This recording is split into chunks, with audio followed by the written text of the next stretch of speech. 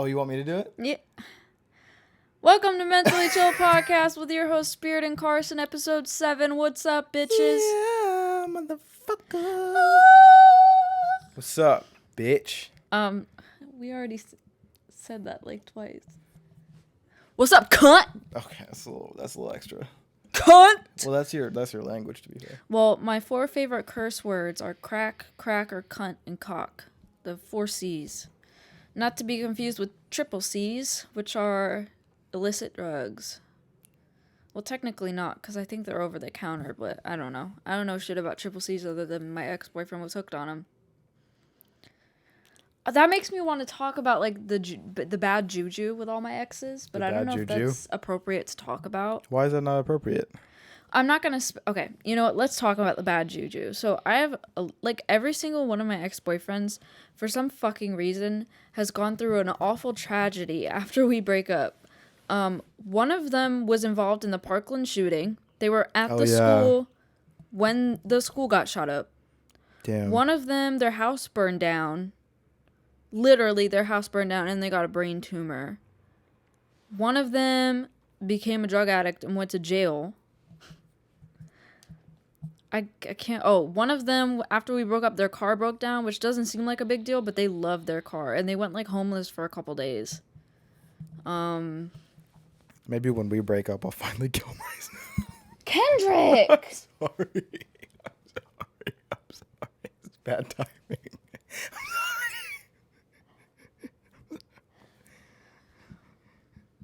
I'm gonna call the police and get you Bakerized.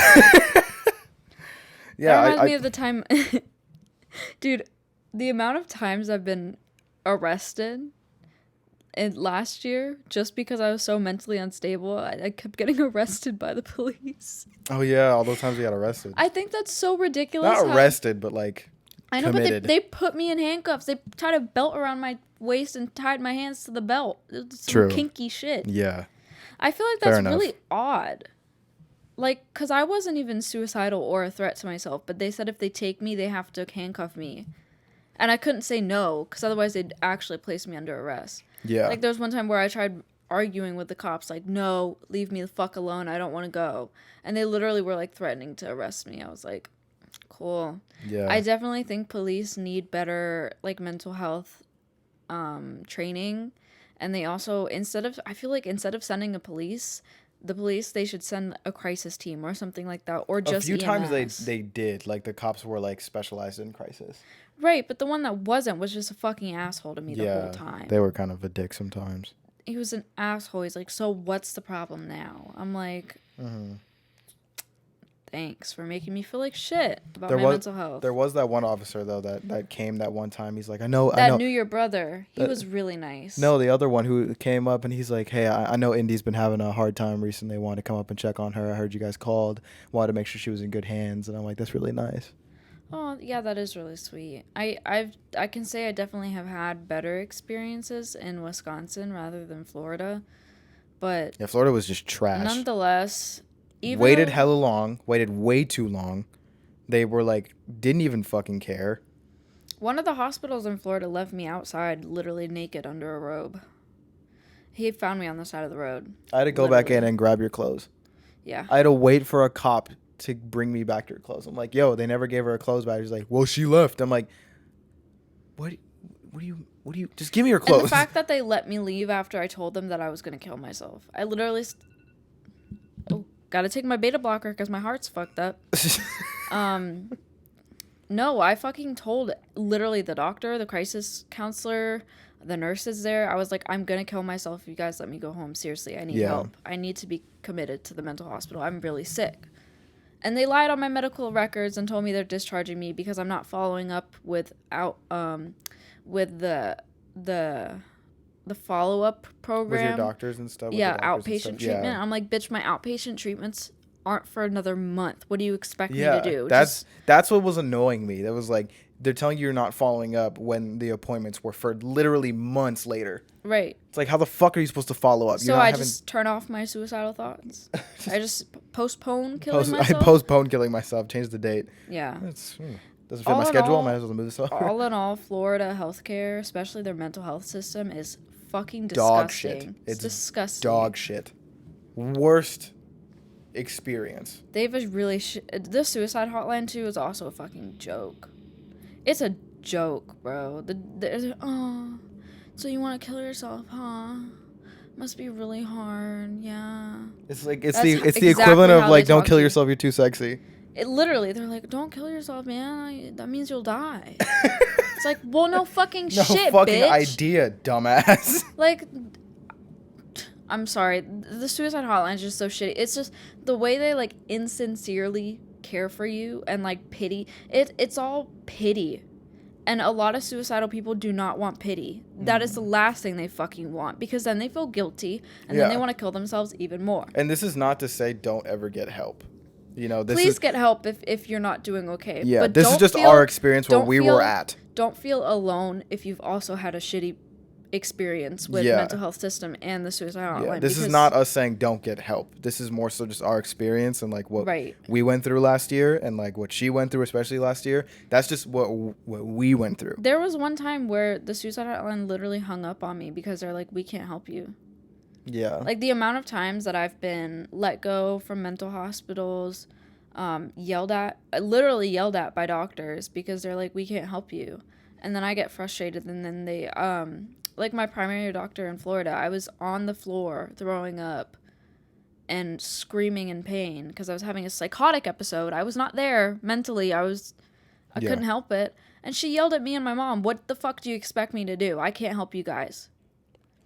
I think what pissed me off was like them saying they can't help. Like I get the whole idea. No, that was before we even met. No, I know. I'm just saying, like, I understand the whole idea. Like, you can't get help unless you want help, or you can't help. Like, you can't get help unless you try to help yourself. But it's like wanting help. It's like you want help, and it's like they're not giving anything encouraging to like continue getting help. They were just literally shunning you. Yeah. They were literally shunning you. Especially since at the time I was diagnosed with borderline personality disorder, which actually I don't have. But I also think that's a factor in why they didn't want to help me, is because borderline personality disorder is notorious for being very difficult to treat. And also it has a really bad stigma because a lot of people that suffer from borderline suffer from something called splitting, where they will go from absolutely loving something to absolutely hating it. And like it's very like, people like to think people with borderline are like violent and manipulative. It's similar to like how the stigma is around schizophrenia. But come to find out, I'm actually diagnosed with bipolar. I actually have bipolar disorder and not borderline. Yeah. So having that stigma placed on me also did not help at all. Yeah, and even when I went to the hospital, it was like I don't like taking meds. I don't like taking medications. I never liked it.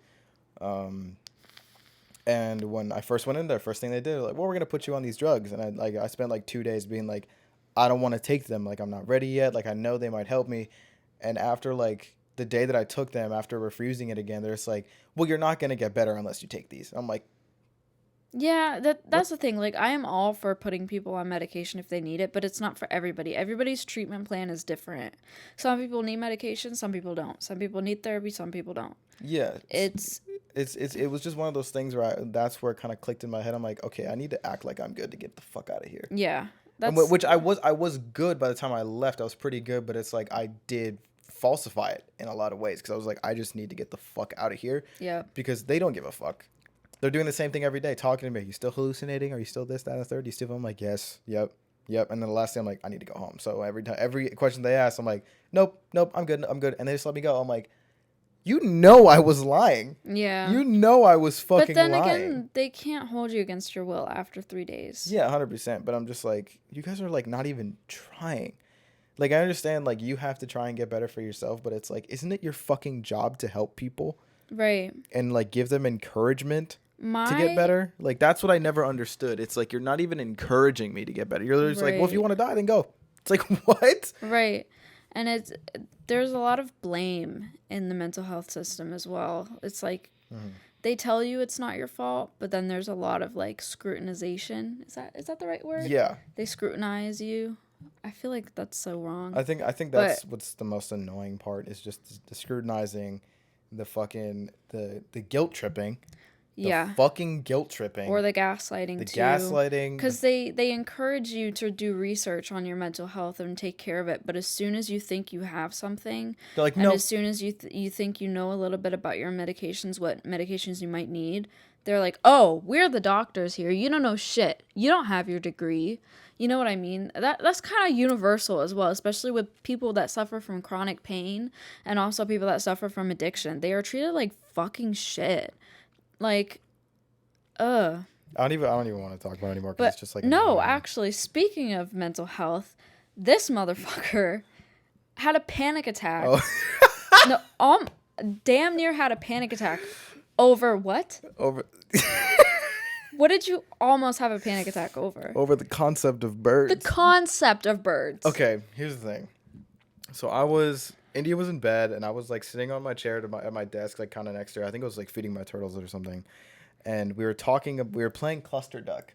It's this fantastic app. Fantastic. Download it. Amazing game. You just hatch ducks, and you mutate them. You breed ducks into monkeys and shit. This is not sponsored, but fucking I love Cluster Duck. Whoever made Cluster Duck, you get a kiss on the fucking forehead. Fantastic. I will lick your asshole. Fantastic game. I will eat your pussy out. Fantastic video game.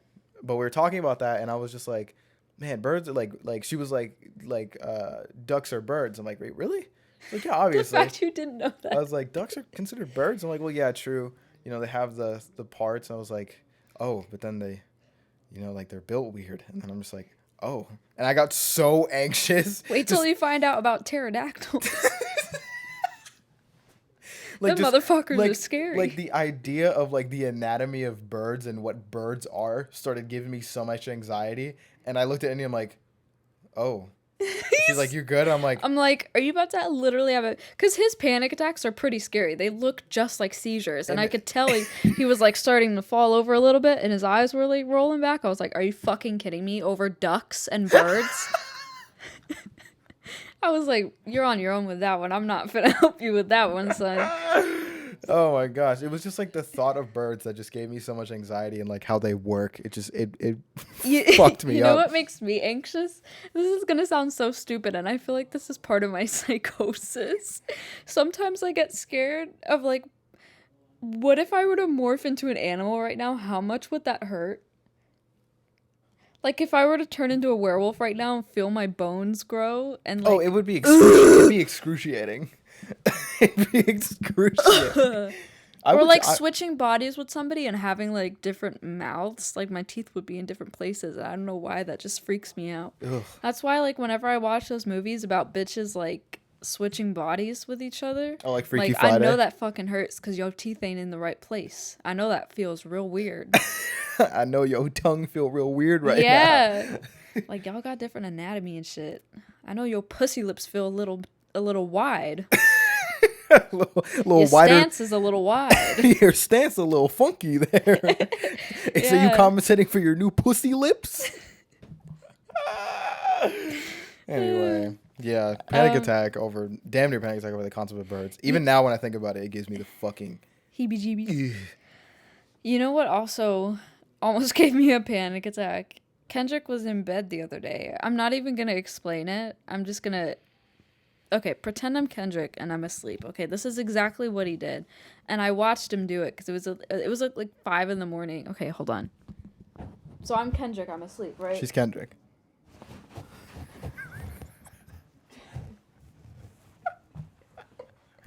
And I woke him up and I was like, what the fuck was that? Here's the thing. It scared it was so fast and like so violent. Once you woke me up, you were like, huh? I realized I did it, but it didn't process in my brain. So I was like, what? I'm like, what did I just do? And then I went back to sleep. And then you told me again in the morning. I'm like, there was no shot. There's no shot I did that. But then I was like, you have something on your lip. It's not your lips, unfortunately.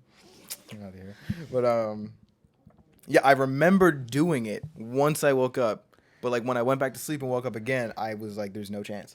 There's no chance I did that." I've never seen someone so violently toss and turn before. Doing a little shimmy. I was dancing.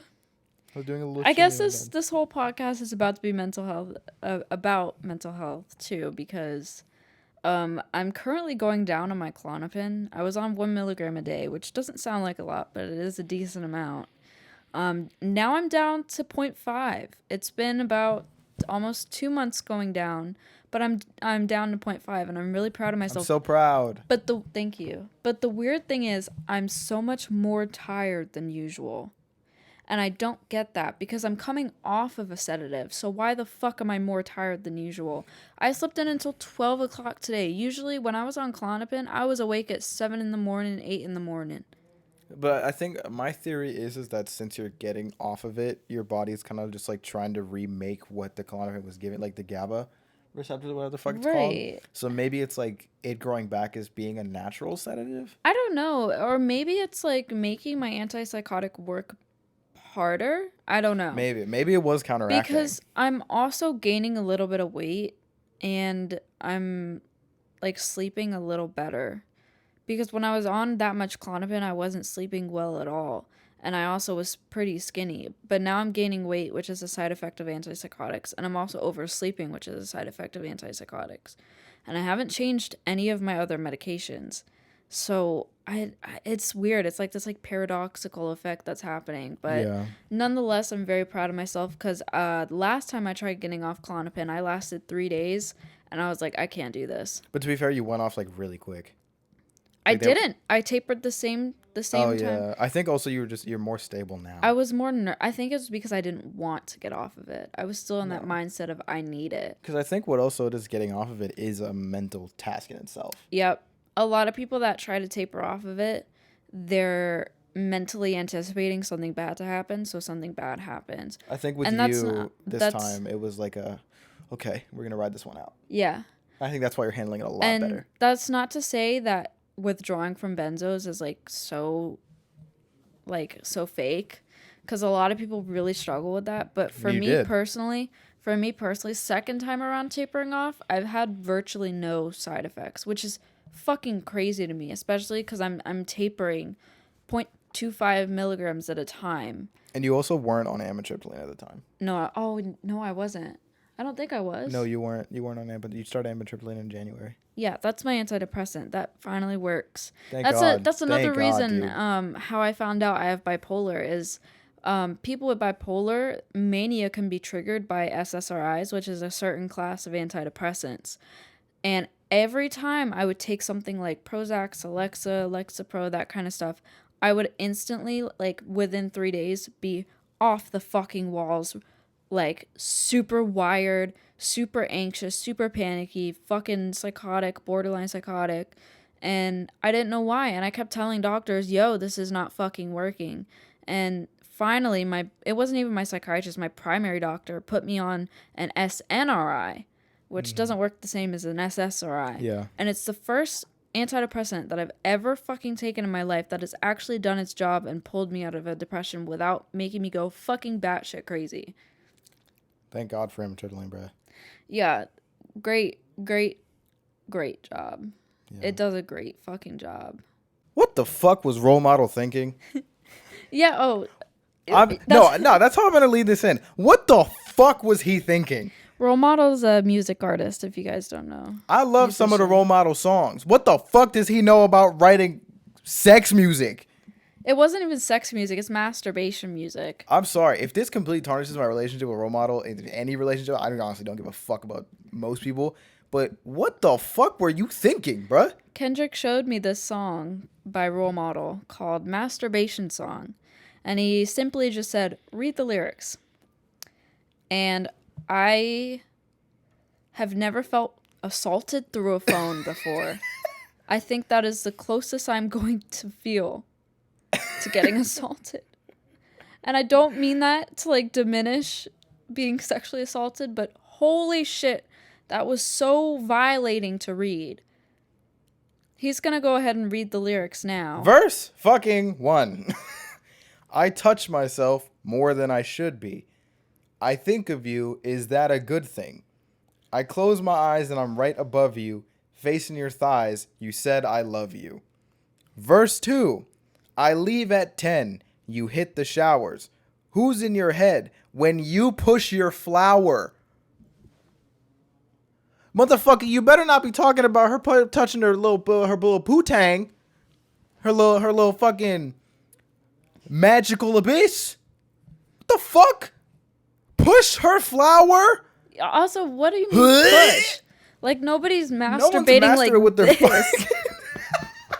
Oh, yeah. Damn, that shit feel good, brother. Like, nobody's out here slapping their pussy. Bruh, like, what the photos of you to keep me sane. You're in the nude. You just admitted you have nudes of her. Why would you still have nudes of her? That's the thing. It sounds like he's talking about an ex. It sounds like you're talking about an ex. Why do you still have their nudes? No, you have to read the last part, please. Because it's I scratch violating. my skin. I sin for you. Lights going dim. My limb is blue. He's jerking his dick off to the point where it loses circulation. We don't need to know that. We don't need to fucking know that, bruh. Granted, there's plenty of worse songs. There are plenty of worse songs that, I mean, fucking... But that song is so violating. What's that Dr. Dre record from 2001 where he literally talks about busting on the couch? What? You never heard that? No. What the fuck is it? It's from 2001. It's with... Don't play it. I'm not going to play it. I don't want to get copyrighted. Let's Get High. Let's Get High. I mean, that's close. That's pretty bad. But still, talking about an ex saying you still have their nudes and you're jerking your dick until it's blue, that's not art. And the thing that's is, just nasty. You would imagine the song would sound like goofy. Yeah, but it's really sensual. Like, it's a very sensual song, and not even sensual. It's a very like sad, lo-fi-esque ambient song, and it's like that makes it 10 times worse. And like I said, there's plenty of other songs. I think it was a Billy Joel song about him talking about masturbating or something like that. I think it was Billy Joel, but it's like that. It's been done before. It's totally fine. Talking about masturbating, totally fine. But just the way he went about it, and who it was about, most likely, shakes me to my core. You know what? If you ever made a song about me like that, I would fucking kill you. That'd be so If I literally said on the record, I still have your nudes and I beat my dick to him. I would literally feel so violated. That's so weird. That's really weird. That's so weird. Like your song India, he wrote a song about me called India because my name's India. If you didn't know that, thank you. It's a colonizer name because I'm British and they colonized India. So I think that's a bit funny. You said short hair, clothes flashy, wishing they were see-through. Like that's like smooth. That's tasteful. It's tasteful. It's not like short hair, clothes flashy. I want to see them tatties. I want to see them titty boobies. tatties. I want to see them boobies. Right, like that was like you being smooth. That was me being smooth, like saying like I'm trying to take you out. I'm trying to see what's under there, baby girl. And we were feeling each other at the time, so it was fair. And also, I feel like she would like my clothes to be see-through as well. You weren't talking about how you fucking touch yourself. Yeah, if it was like tickling your balls, like short hair, clothes flashy. I'm tickling my ball sack, like I wouldn't fucking say that. It's so weird. That's like if I wrote a song about you and I was like, my magical being is fluctuating. My girlhood is trembling. Yeah, like, you make my girlhood tremble. Anyway. Wait, what did I mean by... No, I didn't mean fluctuating. I meant, like, glowing? Grooming? Grooming? No. You're grooming your pussy? Growing. Growing. My magical being is growing. My magical being is growing. That's what I meant. Yeah. I said fluctuating. How does fluctuating even correlate to growing? I think your little noggin just got a little confused. That's okay. I think I'm a little too tired. I'm so tired, even though today. I slept so much and I'm still so tired. I went to sleep at like 3 or 4 a.m. in the morning again. Oh my god. I woke up at like 10 or 9 and then I got tired again like 3 hours later. Like I was literally falling asleep. I woke up at 9, went back to sleep, woke up at 10, went back to sleep, and then woke up at 12. You were mad at me for not waking you up. I was, because I don't like waking up that late. Please stop letting me sleep in so much. But you look so cute when you sleep. Yeah? I like watching you sleep. It's not what I like watching you sleep, because it's the only time you can't consent. Sorry. That's fucked up. That's fucked. I've never... Don't cut that out. I don't have to say anything. You know I don't do that shit. Anyway. No, he doesn't. He doesn't do anything non-consensual. Let's just anyway. That has been the fucking podcast. We hope you enjoyed episode 7. Episode Woo! 7. What's that? SpongeBob? Day 15. What? Mr. Krabs? Day 35. And he's like old as fuck now. No. I'm not an average. It's been your boy, Karsonic. It's been your girl, Spiiirit. Fucking tired, bro. We're probably gonna go take a nap after we edit this video, so probably. Thank you guys so much for watching, and we'll see you next week. See you in the next one. Bye bye.